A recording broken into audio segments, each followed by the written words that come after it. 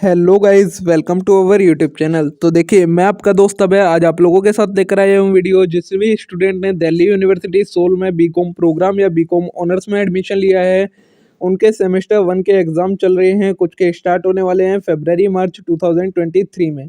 तो उसमें उनका एक सब्जेक्ट हैगा फाइनेंशियल अकाउंटिंग। आज मैं लेकर आया हूँ उसकी एक वन शॉट रिवीजन वीडियो, जिसमें मैं उसमें कंप्लीट थ्योरी कंसेप्ट, जितना भी थ्योरी कंसेप्ट है उसे डिटेल में एक्सप्लेन करने वाला हूँ, रिवाइज करवाने वाला हूँ आप सभी को। तो चलिए बिना देर के शुरू करते हैं हम अपनी आज की वीडियो, क्योंकि थ्योरी का कंटेंट भी आना है फाइनेंशियल अकाउंटिंग के सब्जेक्ट में। तो जितना रिलेवेंट कंटेंट है मैं वो आप सभी के साथ लेकर आया हूँ, शेयर करने वाला हूँ। उससे पहले अगर आपने अभी तक चैनल को सब्सक्राइब नहीं किया है तो चैनल को सब्सक्राइब जरूर कर लें, वीडियो को लाइक करना ना भूलें और वीडियो को ज़्यादा से ज़्यादा शेयर करें सभी ग्रुप्स में अपने फ्रेंड्स के साथ, जिससे उनको भी इसका बेनिफिट मिल सके। तो चलिए शुरू करते हैं हम अपनी आज की अपनी वीडियो। आता है हमारा फंक्शंस ऑफ अकाउंटिंग। ये एक ऐसा क्वेश्चन है जो कई बार थ्योरी में एग्जाम्स में पूछ लिया जाता है। तो अकाउंटिंग के क्या क्या फंक्शंस होते हैं? Number 1, maintaining systematic record. मतलब बिजनेस में जो भी ट्रांजैक्शन होती है उनका एक सिस्टमैटिक रिकॉर्ड बना के रखना अकाउंटिंग का एक मेन फंक्शन है। Second, communicating the financial result. अब सिस्टमैटिक रिकॉर्ड जब बना लेती है, फाइनेंशियल स्टेटमेंट जब बना लेता है अकाउंटिंग, उसके बाद उन फाइनेंशियल स्टेटमेंट का रिजल्ट बताना कि प्रॉफिट हुआ है, लॉस हुआ है, क्या फाइनेंशियल लायबिलिटी है, क्या फाइनेंशियल एसेट्स हैं, ये सारी चीजें बताना भी फाइनेंशियल अकाउंटिंग का फंक्शन है। Third, meeting legal needs. अब देखिए, बिजनेसेस को टैक्सेस भरने पड़ते हैं और वो टैक्सेस किसके बेसिस पर भरते हैं? जो उनके फाइनल अकाउंट्स बनते हैं उनके बेसिस पर। और फाइनल अकाउंट्स बनाने का फंक्शन किसका है? अकाउंटिंग का। तो एक तरीके से ये लीगल नीड्स देंगी, इनको पूरे करने का भी फंक्शन हो गया अकाउंटिंग का। फोर्थ है प्रोटेक्टिंग बिजनेस एसेट्स। अब बिजनेस के एसेट्स को प्रोटेक्ट करके रखना एक अकाउंटिंग का मेन फंक्शन है। प्रोटेक्ट कैसे करके रखते हैं? जब हमारे पास सारा रिकॉर्ड होता है कि हमारे पास कौन सा कितना एसेट्स है, कौन सी कितनी लाइबिलिटी है, तो हम उससे उसका सही से यूटिलाइजेशन कर पाएंगे। फिफ्थ है accounting assist the management in task of planning, controlling, coordination of business activity. Accounting किस चीज में हेल्प करती है? मैनेजमेंट को सभी इंफॉर्मेशन प्रोवाइड करके हेल्प करती है, प्लानिंग में, कंट्रोलिंग में, कोऑर्डिनेशन में, इन सारी चीजों में। सिक्स्थ है स्टीवर्डशिप और trusteeship. In case limited company, the management is interested with the resources of enterprise, the manager are expected to act true trustee of the fund and the accounting help them to achieve them. Limited liability company होती है, उनमें जो management है वो उसको trust होता है उसके एंटरप्राइजेस के रिसोर्सेज के ऊपर।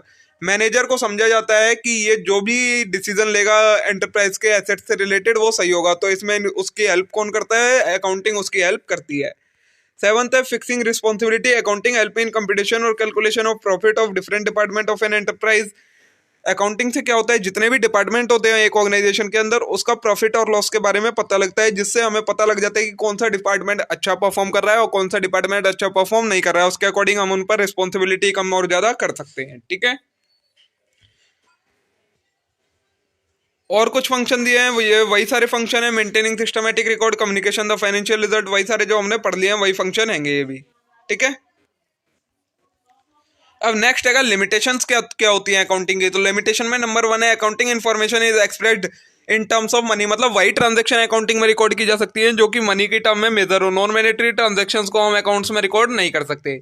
Second, fixed assets are recorded in accounting record at original code that is actual amount spent on them plus of course and incidental charge. In this way the effect of inflation is not taken into consideration. जो fixed assets होते हैं accounting में वो किस पर record किए जाते हैं? जो उनकी ओरिजिनल कॉस्ट होती है और उन पर जो थोड़ा बहुत खर्चा हुआ होता है उनके अकॉर्डिंग उनको रिकॉर्ड किया जाता है। उसमें कोई भी उनके इन्फ्लेशन या डिफ्लेशन से जो इफेक्ट पड़ा होगा उनकी कॉस्ट पर वो रिकॉर्ड नहीं होता है। ये भी एक इसकी लिमिटेशंस हो जाती है। थर्ड है accounting information is sometime based on estimates. Estimates are often inaccurate. जो अकाउंटिंग इन्फॉर्मेशन होती है उसमें कई बार क्या होता है, जो ये बेस होती है किस चीज पर बेस्ड होती है? ये एस्टिमेट्स और एजम्पशंस पर बेस्ड होती है। तो इसका एक ये हरदम अजम्पशन जो हम करते हैं वो एक्यूरेट नहीं होती, ये इसकी एक लिमिटेशन है। Fourth, accounting information can not be used as only test of managerial performance on basis of more profit.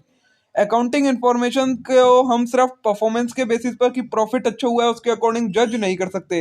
Profit of a period of 1 year can readily be manipulated bye omitting such cost of advertisement. क्योंकि जो profit होता है उसको हम manipulate कर सकते हैं। हम अपने एडवर्टीजमेंट वगैरह की कॉस्ट को कम दिखा देंगे तो हमारा प्रॉफिट ज़्यादा दिखने लगेगा। तो इस तरीके से ये भी एक लिमिटेशन हो जाती है।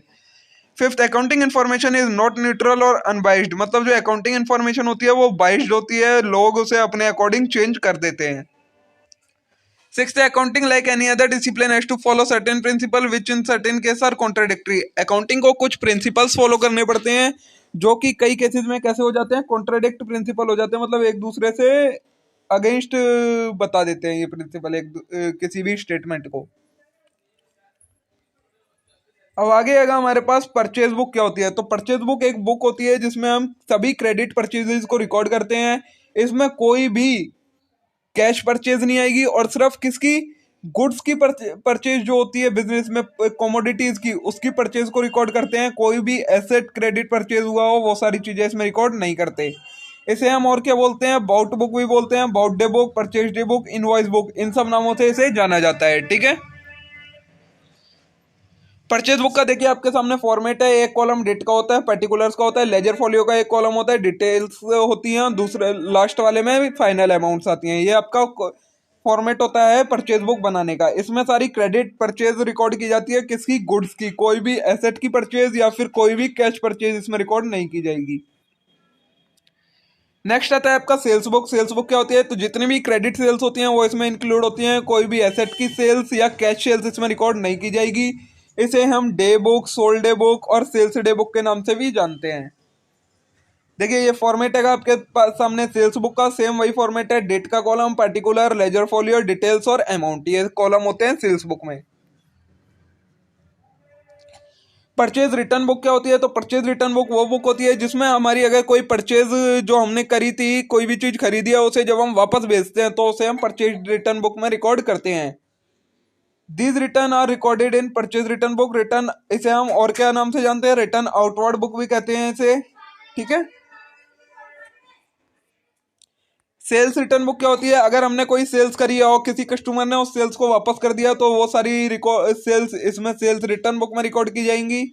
इसे हम रिटर्न इनवर्ड बुक या के नाम से भी जानते हैं।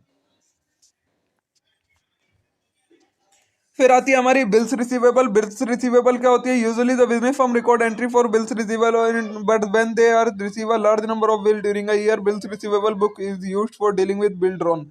वैसे तो कोई अगर कंपनी को एक आधा बिल मिलता है तो वो उसे जनरल्स में रिकॉर्ड करती है, लेकिन कई कंपनियां होती हैं जिनको कई सारे बिल मिलते हैं एक अकाउंटिंग पीरियड में, तो फिर वो उसे जनरल में रिकॉर्ड करना पॉसिबल नहीं हो पाता है। तो जितने भी बिल मिलते हैं फिर उसे बिल्स रिसीवेबल बुक में रिकॉर्ड किया जाता है। ये होती है बिल्स रिसीवेबल बुक। ऐसे ही होती है आपकी कैश बुक। अब कैश बुक क्या होती है, तो जितनी भी कैश ट्रांजेक्शन्स होती हैं बुक में उसे हम कैश बुक में रिकॉर्ड करते हैं। If every cash transaction was recorded in journal first, an enormous amount of clerical labor would be entailed in debiting or crediting cash account every time cash is received or paid. This labor could be avoided by keeping a separate cash book record or cash transaction. This makes the cash book most important other than subsidiary books of account. क्या होता है, एक business में cash की सबसे ज्यादा transaction होती है, छोटी से लेकर बड़ी से बड़ी ट्रांजैक्शन ज्यादातर कैश में होती है। तो उन सभी को जनरल में रिकॉर्ड करना बहुत ज़्यादा कॉम्प्लिकेटेड हो जाएगा। एक पर्सन को हमें सिर्फ कैश ट्रांजैक्शन ही रिकॉर्ड करने के लिए रखना पड़ेगा, फिर भी वो रिकॉर्ड नहीं हो पाती, इतनी लार्ज नंबर ऑफ ट्रांजैक्शन होती है कई बिजनेसों में। तो क्या करा जाता है, उन्हें रिकॉर्ड करने के लिए हम उसे डायरेक्ट कैश बुक में रिकॉर्ड करते हैं। तो कैश बुक एक तरीके से जनरल और लेजर दोनों का काम करती है। ठीक है। और इसे इसीलिए एक स्पेशल सब्सिडरी बुक में गिना जाता है। It's sometime asked, is cash book a subsidiary book और अकाउंट और अ पार्ट ऑफ लेजर। कई बार क्वेश्चन पूछा जाता है कि सब्सिडरी बुक है, कैश बुक या लेजर है। तो cash book is generally treated as book of original entry. इसे हम बुक ऑफ ओरिजिनल एंट्री कहते हैं, because all entry pertain to cash transaction are recorded direct into it. क्योंकि जितनी भी कैश ट्रांजेक्शन होती हैं वो डायरेक्टली इसी में रिकॉर्ड की जाती है। No other subsidiary book is kept for recording such transaction, but really speaking it is nothing else but a part of ledger bound separately. This is so because, लेकिन जो ये बुक होती है इसमें हम जनरल वाली सारी ट्रांजैक्शन डायरेक्टली रिकॉर्ड करते हैं, और ये एक तरीके से जो इसमें जो फॉर्मेट होता है वो लेजर वाला होता है। तो इसे दोनों का काम करती है ये फॉर्मेट। देखिए कैश बुक का ये फॉर्मेट होता है, इसमें डेट का कॉलम, पर्टिकुलर का, डिस्काउंट और अमाउंट। इसमें आप 3 कॉलम की भी बना सकते हैं, 2 कॉलम की, 3 कॉलम की, सिंगल कॉलम, ये 3 टाइप की कैश बुक आती हैं। तो डेट, पर्टिकुलर, डिस्काउंट और अमाउंट का डेबिट साइड में, और सेम डेट, पर्टिकुलर, डिस्काउंट और अमाउंट का क्रेडिट साइड में, ऐसे कॉलम बनते हैं। ये फॉर्मेट दिया है मैंने आपको। इसका हमेशा डेबिट बैलेंस होता है और लास्ट में क्रेडिट साइड में बैलेंस बचता है, बैलेंस कैरिड डाउन। अब आएगा हमारे पास टॉपिक बिजनेस इनकम क्या क्या होती है। तो the business income is result of profit and gain occur during a accounting period which are affected by business losses and expenses. Business income वो होती है बिजनेस का जो भी प्रॉफिट और गेन हुआ है एक अकाउंटिंग पीरियड में, जिसमें से हम बिजनेस लॉसेज और एक्सपेंसेस को मीट आउट करते हैं, वो हमारी बिजनेस इनकम कहलाती है। The tax is calculated on business income is different from different businesses such as sole proprietorship, partnership, limited liability, partnership. जो टैक्स कैलकुलेशन होता है इनकी इस बिजनेस इनकम पर वो सब में अलग अलग होता है। सोल प्रोप्राइटरशिप में अलग, पार्टनरशिप में अलग और लिमिटेड लाइबिलिटी में अलग। पहले आएगा sole proprietorship. This type of business is not considered as separate business entity and therefore tax is calculated as an individual. जो सोल प्रोप्राइटरशिप होता है उसमें हम बिजनेस को ऑनर से अलग नहीं मानते हैं और हम टैक्स ऑनर की इनकम पर कैलकुलेट करते हैं। Second, a partnership. This kind of business is unincorporated where two or more partners work together. Sharing the partnership cannot make taxable. Therefore, each partner is liable. जो पार्टनरशिप होती है इसमें भी ये अनइनकॉर्पोरेटेड होती है, रजिस्टर्ड नहीं होती है, इसमें पार्टनर्स काम कर रहे होते हैं, तो इसको भी हम अलग नहीं मानते हैं। और जो हमारे पार्टनर्स की इनकम होती है उसी पर उन्हें टैक्स पे करना पड़ता है। फिर है लिमिटेड लाइबिलिटी कंपनी। तो ये एक हाइब्रिड कॉम्बिनेशन है पार्टनरशिप और कॉरपोरेशन का। तो इंडिविजुअल जो होते हैं वही लाइबल होते हैं टैक्स पे करने के लिए। बट कंपनी के केस में क्या होता है, कंपनी एक सेपरेट लीगल एंटिटी होती है इंडिविजुअल से, तो कंपनी को खुद अपना टैक्स पे करना पड़ता है। ठीक है, अब आगे आएगा मीनिंग ऑफ इन्वेंट्री। इन्वेंट्री क्या होती है, तो टर्म इन्वेंट्री ऑफ मर्केंडाइज और stock in trade means a complete list of goods that are business as for sale for at a time. Inventory क्या होती है, वो सभी गुड्स जो कि एक कंपनी के पास, फर्म के पास अवेलेबल हैं, बिजनेस के पास अवेलेबल हैं बेचने के लिए, उसे हम इन्वेंट्री कहते हैं। इसे हम मर्केंडाइज और स्टॉक इन ट्रेड के नाम से भी जानते हैं।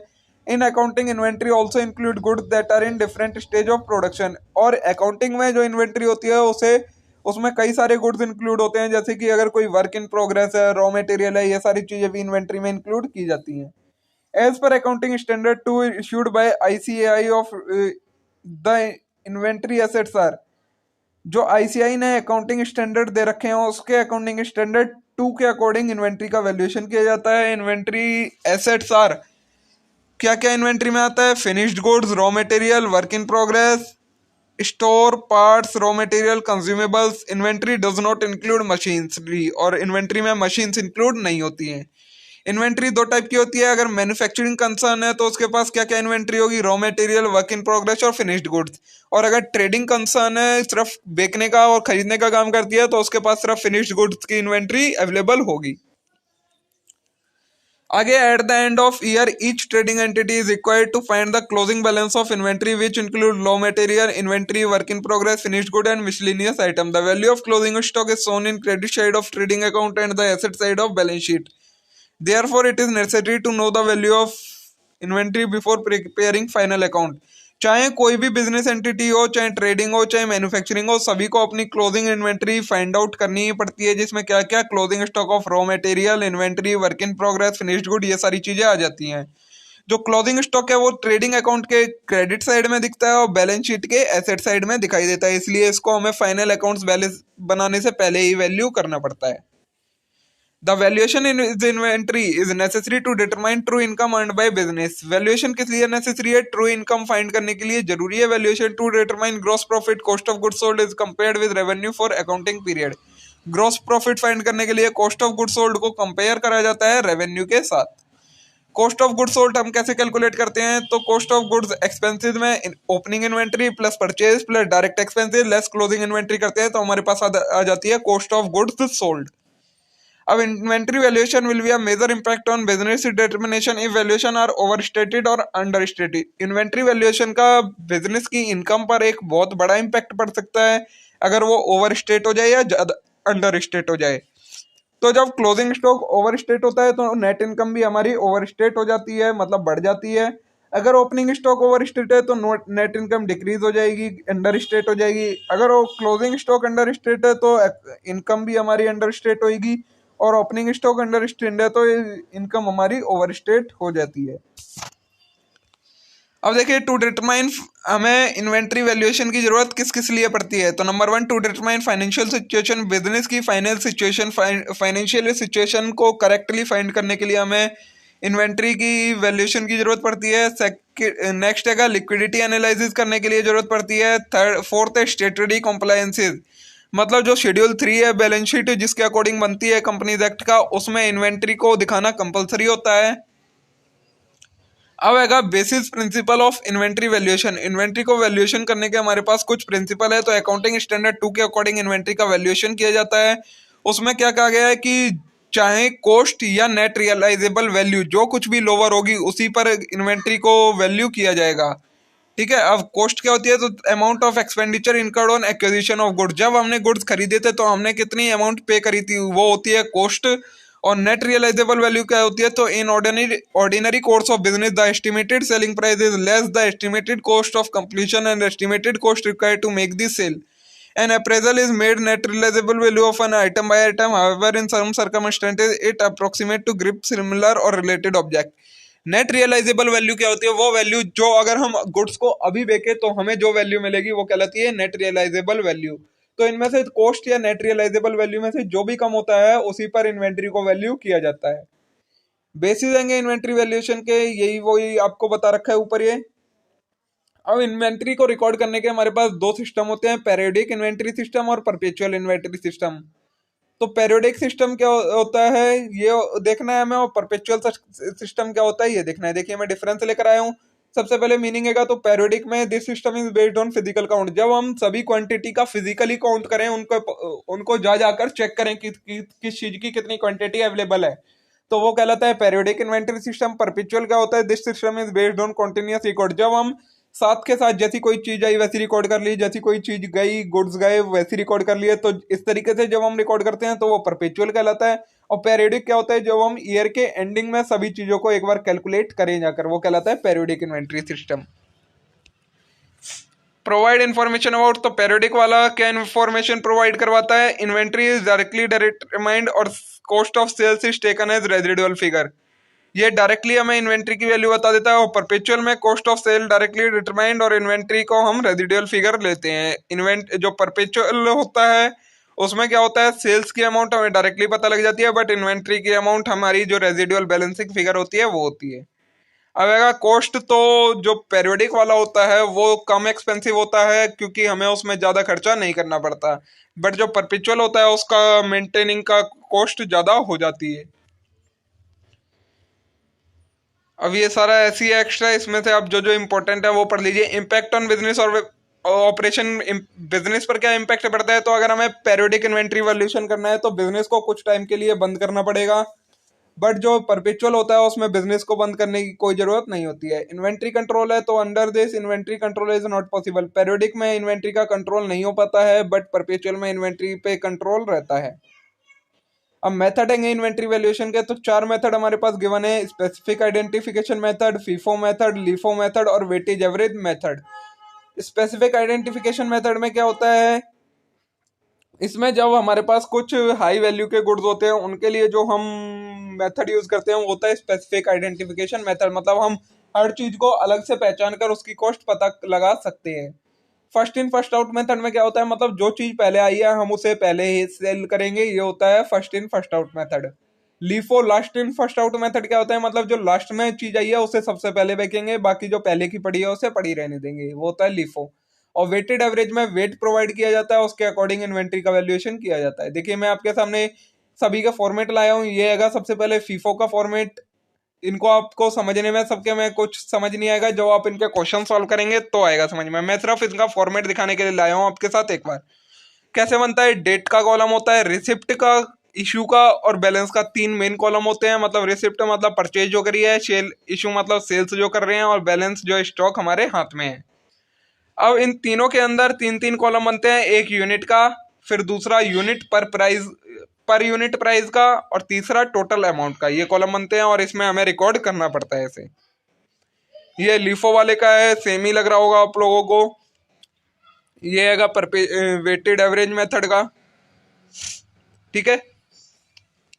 अब है हमारे पास जो एनपीओ का चैप्टर है उसमें जो हमारा रिसिप्ट एंड पेमेंट अकाउंट होता है उसका फॉर्मेट क्या होता है। इसमें जो और इम्पोर्टेंट कोई क्वेश्चन नहीं लगा मेरे को, तो मैं वही इंपॉर्टेंट क्वेश्चन लेकर आया हूँ जो थ्योरी मार्क्स में कई बार एग्जाम्स में पूछ लिए जाते हैं। तो रिसिप्ट एंड पेमेंट अकाउंट का फॉर्मेट देखिए आप, ये फॉर्मेट होता है। इसमें डेबिट साइड में बैलेंस आता है, बाकी सारी रिसिट जितने भी कैश हमें रिसीव होता है वो डेबिट में, और जितना कैश हमने पे करा होता है वो क्रेडिट में आता है। ये आएगा आपके सामने इनकम एंड एक्सपेंडिचर अकाउंट का बैलेंस। इसमें कोई भी ओपनिंग या ओपनिंग बैलेंस नहीं होता है। क्लोजिंग में हमें या तो सरप्लस मिलता है या डेफिसिट मिलता है, मतलब या तो प्रॉफिट मिलता है या लॉस मिलता है, ठीक है। डेबिट साइड में जितने भी एक्सपेंसेस होते हैं हमारे करंट ईयर के वो रिकॉर्ड होते हैं। क्रेडिट साइड में इनकम्स रिकॉर्ड होती हैं। अब आएगा हमारे पास ब्रांच अकाउंटिंग का एक कंसेप्ट। इसमें हमारे पास कुछ अकाउंट्स होते हैं और इन अकाउंट का पर्पस क्या क्या होता है ये हमें देखना है। तो ब्रांच स्टॉक अकाउंट किस लिए बनाया जाता है? तो टू असरटेन एनी शॉर्टेज और सरप्लस, कोई शॉर्टेज या सरप्लस हो उसे पता करने के लिए बनाया जाता है। और to ascertain closing debtor, closing नहीं है तो इसका है ब्रांच डेटर का। ब्रांच स्टॉक अकाउंट किस लिए बनाया जाता है? शॉर्टेज और सरप्लस इन स्टॉक, ये सारा जानने के लिए बनाया जाता है। सेकंड है ब्रांच डेटर सिस्टम, ये किस लिए बनाया जाता है? क्लोजिंग डेटर फाइंड करने के लिए। ब्रांच एक्सपेंस अकाउंट बनाया जाता है to ascertain total expense incurred at branch, branch पर कितने एक्सपेंस हुए हैं वो फाइंड करने के लिए। ब्रांच एडजस्टमेंट अकाउंट किस लिए बनाया जाता है? टू असरटेन ग्रॉस प्रॉफिट और ग्रॉस लॉस, जीपी और जीएल निकालने के लिए ब्रांच एडजस्टमेंट अकाउंट बनाया जाता है। ब्रांच प्रॉफिट एंड लॉस किस लिए बनाया जाता है? नेट प्रॉफिट और नेट लॉस फाइंड करने के लिए। Goods and to branch account किस लिए बनाया जाता है? To ascertain net cost of assets goods and to branch, branch को हमने कितनी कॉस्ट के गुड्स बेचे हैं इसलिए ये बनाया जाता है। ब्रांच कैश अकाउंट किस लिए बनाया जाता है? ब्रांच की सभी कैश ट्रांजेक्शन्स रिकॉर्ड करने के लिए। और ब्रांच फिक्स एसेट्स अकाउंट किस लिए बनाया जाता है? जितने भी फिक्स्ड एसेट्स से रिलेटेड ट्रांजेक्शन होंगी वो इसमें रिकॉर्ड की जाती है। देखिए ब्रांच स्टॉक अकाउंट का एक फॉर्मेट है, इसका डेबिट और क्रेडिट कोई भी बैलेंस हो सकता है। वैसे ज्यादातर डेबिट बैलेंस होता है, बाकी ये सारे मैंने आपको नेम से बता दिए हैं क्या क्या आएंगे। ये फॉर्मेट को आप देख लीजिएगा, आपके लिए जरूरी है, ठीक है। मे भी आप लोगों ने इसका स्क्रीनशॉट वगैरह ले लिया होगा। आगे चलते हैं हम। ये आएगा आपका ब्रांच एडजस्टमेंट का फॉर्मेट। ये आएगा आपका ब्रांच एक्सपेंस अकाउंट का फॉर्मेट। मैंने सभी के फॉर्मेट दे दिए हैं, इनमें जो जो चीज़ें गिवन है वही वही सारी चीज़ें इनमें होती हैं। फिर है branch profit and loss account का फॉर्मेट, ये आपके सामने। ये आएगा ब्रांच डेटर अकाउंट का फॉर्मेट आपका, ठीक है। और ये आएगा ब्रांच सेंड टू ब्रांच, अगर ब्रांच ने किसी ब्रांच को गुड्स भेजे हैं तो ये होता है उसका फॉर्मेट। मे भी आप लोगों ने इन सभी फॉर्मेट्स को देख लिया होगा, इनका स्क्रीनशॉट ले लिया होगा। अब देखते हैं डिपार्टमेंटल अकाउंटिंग और ब्रांच अकाउंटिंग जो हमारा चैप्टर है इन दोनों में डिफरेंस क्या है। तो सबसे पहले लोकेशन के बेसिस पर है। जो डिपार्टमेंट होते हैं वो सारे एक ही प्लेस पर, एक कंपनी के अंदर अलग अलग प्लेस, एक कंपनी के अंदर एक ही प्लेस पर होते हैं, बस एक कंपनी में अंदर अलग अलग हो जाते हैं। लेकिन जो ब्रांच होती हैं वो अलग अलग प्लेसेस पर लोकेटेड होती हैं। मेंटेनेंस ऑफ अकाउंट में हमारा आता है डिपार्टमेंटल में, under accounting records are maintain by head office. जो डिपार्टमेंटल अकाउंटिंग होती है उसमें हेड ऑफिस सारे रिकॉर्ड बनाता है। और ब्रांच अकाउंटिंग में अंडर इंडिपेंडेंट ब्रांच सिस्टम, सभी ब्रांचें अपने अपने अलग रिकॉर्ड्स बनाती हैं। Allocation of expenses, departmental accounting में किसी कॉमन बेसिस पर एक्सपेंस दिए जाते हैं। ब्रांच अकाउंटिंग में हमें एक्सपेंसेस एलोकेट करने की जरूरत नहीं होती है। रिकंसिलेशन, तो डिपार्टमेंटल अकाउंटिंग में रिकंसिलेशन की जरूरत नहीं पड़ती है। ब्रांच अकाउंटिंग में उन्हें अपने हेड ऑफिस से सारे अकाउंट्स को रिकंसाइल करना पड़ता है। अब हमारे पास है लीजिंग वाले चैप्टर का कोई एक टॉपिक की एडवांटेजेस क्या क्या होते हैं लीजिंग के। तो नंबर 1 सेविंग ऑफ कैपिटल, कोई भी चीज हम लीज पर लेकर अपनी कैपिटल का एक्सपेंडिचर रोक सकते हैं। सेकंड अवेलेबिलिटी ऑफ कैपिटल, अगर हम खर्चा नहीं करेंगे कैपिटल का तो हमारे पास कैपिटल अवेलेबल रहेगी। Third good option for starting new business, अगर हम न्यू बिजनेस स्टार्ट कर रहे हैं तो लीजिंग एक अच्छा ऑप्शन होता है। Fourth ownership remain with ledger, ownership जो होती है गुड्स की वो लेसर के पास ही रहती है। फिफ्थ लेस फॉर्मेलिटीज, ज्यादा फॉर्मेलिटीज की जरूरत नहीं पड़ती लीजिंग में। सिक्स टेक्निकल सपोर्ट, मतलब टेक्निकल सपोर्ट भी हमें इससे मिलती है। सेवंथ गार्ड अगेंस्ट ऑब्सोलेंस, अगर जो हमारा खुद का एसेट होगा उसका ऑब्सोलेट होने का मतलब डेप्रिशिएट होने का चांस ज्यादा रहेगा, लेकिन इसका ऐसा कोई चांस नहीं रहता। एट्थ है अमाउंट ऑफ रेंट, जो लेसी होता है उसे रेंट की अमाउंट पे करनी पड़ती है, छोटे छोटे टुकड़ों में, ना कि इकट्ठी कोई अमाउंट पे करनी पड़ती है। नाइन्थ है टैक्स बेनिफिट, मतलब बोथ लेसर और लेसी दोनों को इसमें टैक्स का बेनिफिट मिलता है। टेंथ इंप्रूवमेंट इन लिक्विडिटी, हमारी लिक्विडिटी इंप्रूव होती है इससे। डिफरेंस है फाइनेंशियल लीज और ऑपरेटिंग लीज में। तो a lease is classified as finance lease if it transfer all the risk and reward incident to ownership of lessee, अगर कोई लीज है उसमें सभी रिस्क और रिवॉर्ड दोनों को ट्रांसफर कर दिया जाता है ओनरशिप के साथ साथ, तो वो हमारी फाइनेंशियल लीज कहलाती है। Operating lease if does not transfer all risk and reward, अगर सारे रिस्क और रिवॉर्ड्स को ट्रांसफर नहीं किया जाए तो वो ऑपरेटिंग लीज कहलाती है। ओनरशिप फाइनेंशियल लीज में at end of lease period provision as well as its ownership right get transferred. जो फाइनेंशियल लीज होती है उसमें ओनरशिप लास्ट में ट्रांसफर हो जाती है। ऑपरेटिंग लीज में जो एसेट होता है वो लेसर के पास ही रहता है।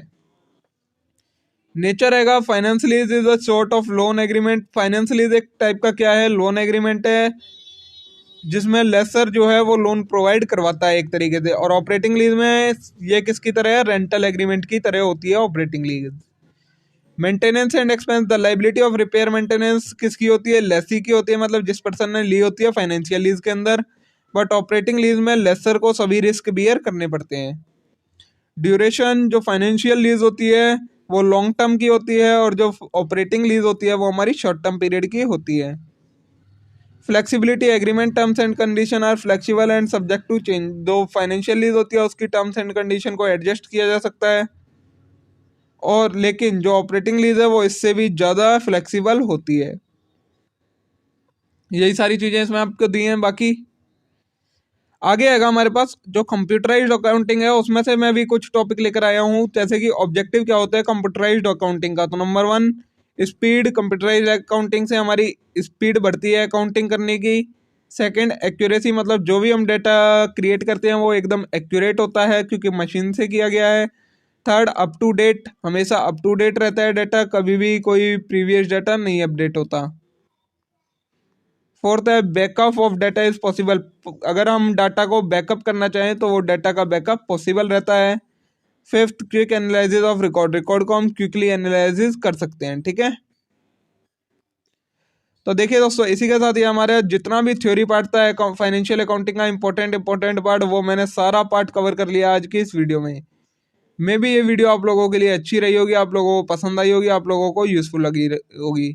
अब जैसा कि आप सभी को पता है आपका फाइनेंशियल अकाउंटिंग का एग्ज़ाम जो बीकॉम वाले हैं उनका तो 3 फरवरी को ही है, तो उन्हें ये हेल्प करने में बहुत मदद करेगी। बाकी जो इसके प्रैक्टिकल क्वेश्चन की वीडियो है वो मैं कल अपलोड करूंगा प्रैक्टिकल क्वेश्चन में, जिसमें आपको वीडियो के साथ में समझाऊंगा कैसे कैसे आपको सॉल्व ट्रांसफर करनी है इसकी एडजस्टमेंट। ठीक है, आज के लिए इतना ही। अब हम मिलेंगे नेक्स्ट वीडियो में आगे के कंटेंट के साथ। तब तक के लिए आप वीडियो को लाइक करें, चैनल को जरूर सब्सक्राइब करें, वीडियो को ज़्यादा से ज़्यादा शेयर करें। Thank you.